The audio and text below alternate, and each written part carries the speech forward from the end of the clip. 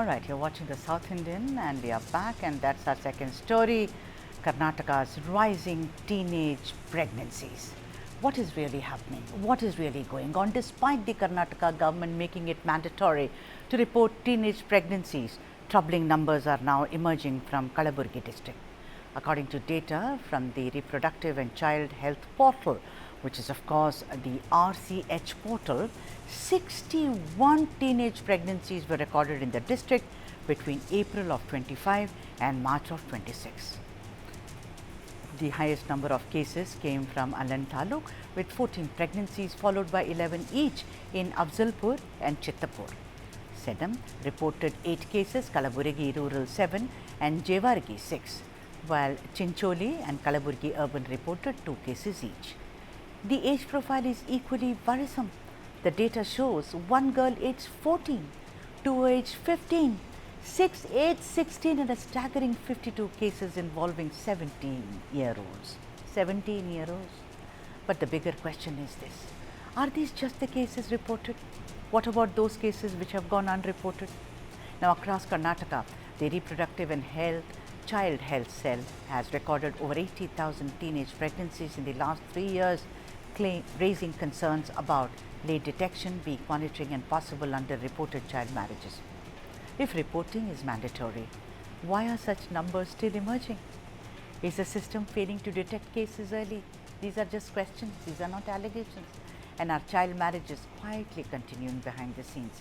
Let's try and find out. This is not a case where one should gloat over the failures or successes, but one needs to ask questions because this is about our children, yours as well as mine.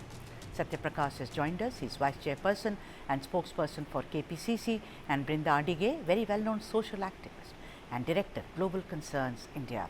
A very warm welcome to both of you. Satya ji, you know, you made it mandatory, and the onus of course is on the Taluka office and on ASHA workers and other workers. But look at this staggering 61 cases, Satya. Earlier also there was a big concern about child marriages. You know, we've seen child marriages in Andhra, we've seen child marriages in Telangana and of course in Karnataka. But this is staggering, and in Kalaburagi alone and different districts. What is going on? Which means all through everyone is in it together, which was my fear, you know, right from the beginning, that there will be collusion in this case. Yeah, good evening, Sudhaji. First of all, I appreciate News9 and especially, you for bringing such a, story to light. Okay. Coming back to the topic, I think the reason that the figures are out because the state government, especially the Congress government, has been very vocal in asking all the hospitals, especially, to report all cases of child pregnancies or child births. Very clear. On April 1st also, a government order has gone from the health ministry stating that even the private hospitals also have to report any cases where a minor girl has given birth. And even as per POCSO Act also, our friend, my co-panelist also will agree, as per 19(1) and 1921(2) also, it is mandatory that any institution, whether it is hospital, private hospital, government hospital, or any institution, wherever they come to know that a particular minor child is giving birth, or she has been she fits into the POCSO case, they have to bring it to the to the authorities concerned or the juvenile police station. If not, such person who has not done his duty, there will be a jail of up to 1 year and a heavy fine will be levied. Yes, another one thing which I want to bring to the notice is, right now the Child Rights Commission is vacant. I urge upon the government to immediately put the chairman in place and all the members in place so that these anomalies can be looked after by the Child Rights Protection Commission is all I want to say at this point of time. It is very disheartening to know that 61 child pregnancies in one district alone is alarming. Is alarming. Yeah. You know, Satya Prakash ji, maybe the government made it mandatory because this was what was happening in their backyard. You know, this was what was happening. What are the local MLAs doing, sir? I don't want to name Alan, I don't want to name anyone. Then it will be, oh, he is guilty. No. Let's not name them. It's about our girls, right? least, I'm saying, at least now we are getting figures. Now the government and all the authorities should act. We also as a government, the state administration, the district administration, the health officers there, the juvenile police stations there should act now and see that if at all marriages have happened, what do we do if a marriage has happened? If the marriage has happened, we cannot take action on those cases because the family is at risk. So the concerned district administration should educate so that early child marriages will not happen. And we need to see if there are POCSO cases also. If there are POCSO cases, the district administration should take it seriously and make sure that, these are only government hospitals. What about private hospitals? exactly. And I'm very What happy. about cases that are not reported? Yeah, very happy that you are bringing up these questions, although you are a spokesperson for the ruling government in Karnataka. Brinda Adige, let me welcome you into the show. Brinda Adige, 61 cases. This is not a joke. My whole thing is that the government has made it mandatory. Very good. But I think this is done. Those lives are gone. For me, those lives are gone. As a 14-year-old giving birth, someone pinch me. Your life is, for all, I mean, it's risky. Reproductive health is something that they don't care about. The point is that the government, this is too late. Too little, too late, Brinda Adige, is what my concern is. And please, I'm not raising an alarm. It is just concern, being a woman. And, this is about our daughters. But you would be right in raising an alarm, Sudha, because this is alarming. We're talking of only one district, and like you mentioned and the panelists mentioned, reported cases. What about cases that have not been reported? What about cases that are sitting in private hospitals, even though POCSO talks about reporting? These reportings don't happen. Correct. But there was a concern that I also want to raise about if they are married. Now, we have a Child Marriage Prohibition Act. So why is it that they are bringing it all the way to a marriage? It is because of our patriarchal, sexist, misogynistic mindset that says that if a boy and girl have had sex, or if a girl has been raped and sexually assaulted, and she has become pregnant, then we must try and see how to marry them off, because it is a social prestige and respect issue for the family. We are still not bothered or concerned about the mental health and the physical health of this child. But that is a big concern, which means it cannot be left up only to the Asha Karyakartas, who will only go in when the pregnancy has happened. What about our schools when the child has dropped out of the school? Very well said. What about concerns that come to you when somebody reports saying, we think a child may be getting married? And what about these issues where people think that if two teenagers are in love and then they experiment with sex, they have to get married? So these are concerns that the government must take seriously and say, educating, sex education is important. Contraception is important. We need to address it. Let's not go about saying in my society, we don't talk about these things. So if you and I don't talk about it openly, you and I don't talk about it as a health concern, mental health, social health, physical health, right, then there's going to be other things that are going to happen to our children. Satya, the thing is that there are several questions, and that's what I also had a concern about, is that the onus cannot be on Asha workers, I say. Like Brinda says, Asha workers come once the woman gets pregnant to give me all the required inoculations, injections, and when I deliver the baby, also to take care of the baby's vaccination, etc. They will not come moral policing you that, oh, why are you married and why are you pregnant?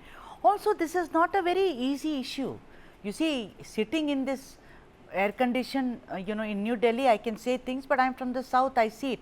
It is all very caste based, it is all very community based. They will tell you, who are you to lecture us? See, my mother got married at 15, grandmother got married at 11, all this, we are all doing very well, don't come here, get out.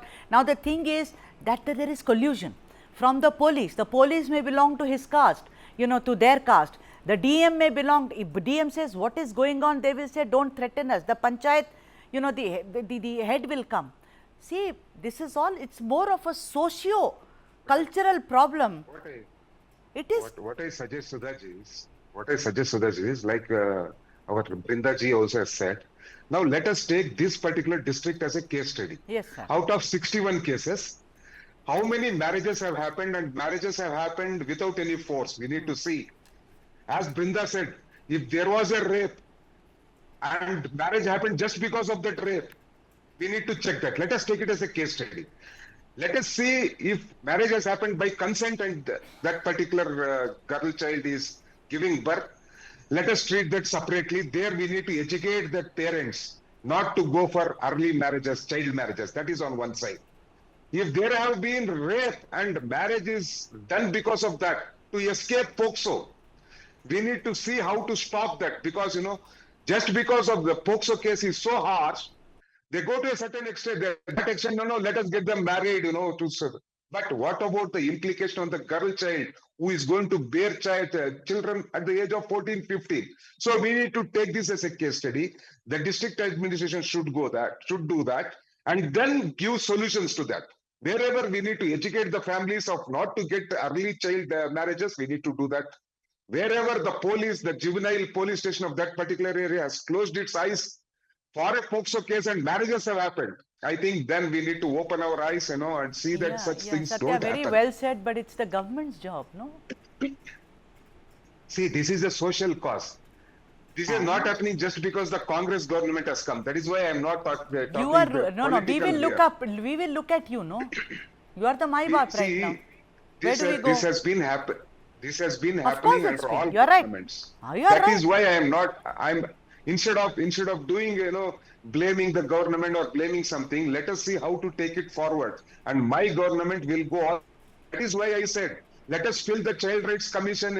Is vacant for the last 2 to 3 months. Let us fill it up. Let the members be there. At least they will do their duty. Today we don't have a judicial commission which has to take care of these cases. I urge upon my government to immediately fill up that child right protection body. Brinda, how much what Satya says, do you think that's very important? I mean, I have seen child rights, with due respects, child rights or, even Women's Commission being absolutely toothless and not doing anything about it.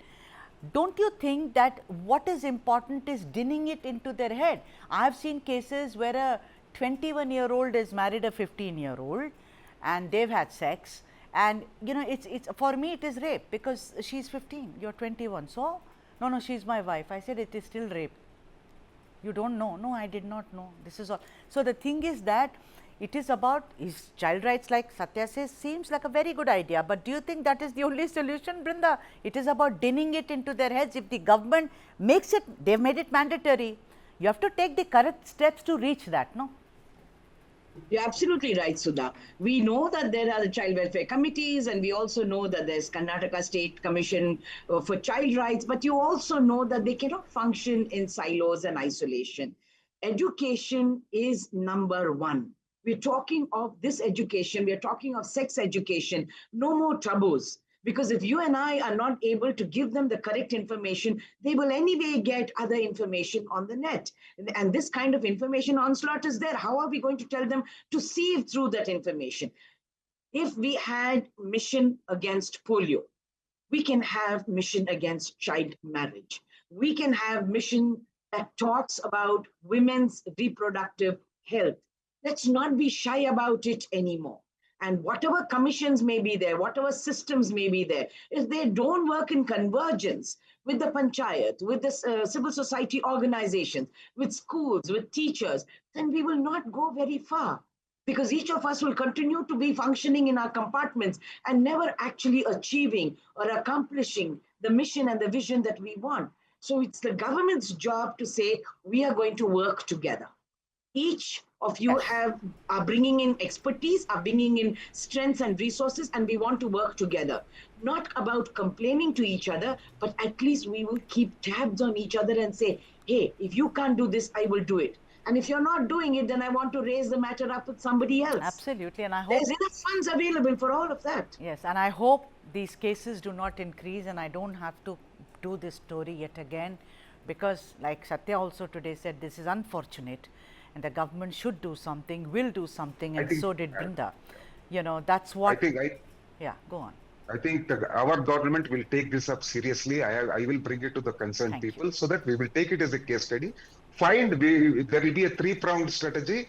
One is educating the families where marriage has already happened. We cannot be inhuman to that couple. We need to do something. What has happened, an accident has happened. We need to see future it will not happen. Wherever enforcement is required for child rights, child protection, we need to do that. And we will take it up. My government is will take it up in a very, very big way, is all I can assure you all today. To stick my neck Sudaji and out, my and friend. Brinda and Satya, we are all South Indians here. There is no pride, you know. I have heard a lot of women saying, oh, 10 vaisla kalyano in Tamil, you know, 10 years she got married, she gave birth when she was 15.